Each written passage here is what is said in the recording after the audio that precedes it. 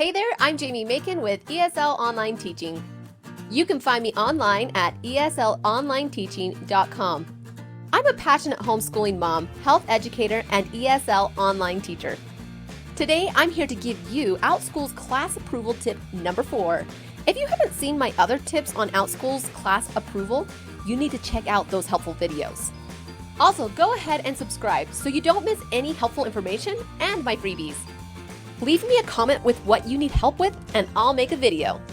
Also, I'd love to check out your channel and subscribe. Thumbs up all the way, baby! I'll tell you how to get freebies from me at the end of this video. My goals for this channel is to share my experiences, successes, and flops from the last 3 years as an online teacher. I know this will help anyone looking to get an online teaching job or even the current online teacher be successful.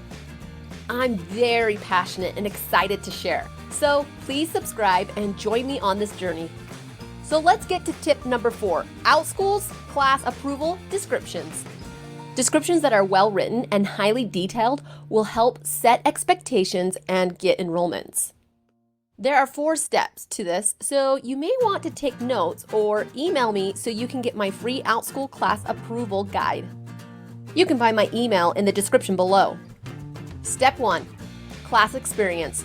This is additional class details that a parent might want to know. The longer the class, the more details you should provide. For a half-hour class, a few sentences is enough. For a semester-long course, you'll want to include detailed curriculum. Multi-week classes should specify which topics are covered each week. A class that meets 8 or more times should have a description of at least 200 words. Descriptions should include topics such as what will be taught, what topics you will cover, how your class is structured, how will you teach, what's your teaching style, how much will learners get to interact with you and each other. Mention specifics like lecture, games, slides, video clips, discussion, any required experience or knowledge learners need. Step number 2, optional information, but still important. Optional information are explanations broken down into learning goals, homework, assessment, outside work, parental guidance, and teacher expertise. Learning goals. What will students learn? Be as specific as possible. Homework. What kind of homework is assigned? Will learners be completing projects individually or as a group? How long will homework take each week? For a class requiring reading, approximately how many pages will learners be expected to read independently? Assessment. This is all about assessing how learners are progressing. This can be given as a letter grade, written report, informational assessment, and more. Outside work. Parents will need to know if there is outside work. You'll need to suggest the amount of time the learner will spend when outside of the live meetings.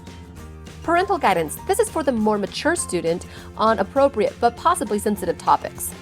Please make sure that you give a description in this section. Parents will appreciate it. Teacher expertise. This is required for more sensitive topics. If your class covers a sensitive or high-risk topic, please share your training and/or experience teaching the topic, especially for the young learners. If you're not offering a sensitive or high-risk topic, this is optional. Step 4, we're almost there. Welcome posts and supplies.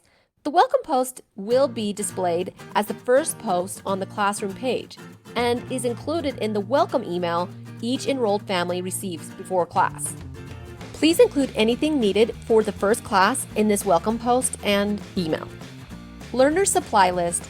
List any materials learners will need to complete the class.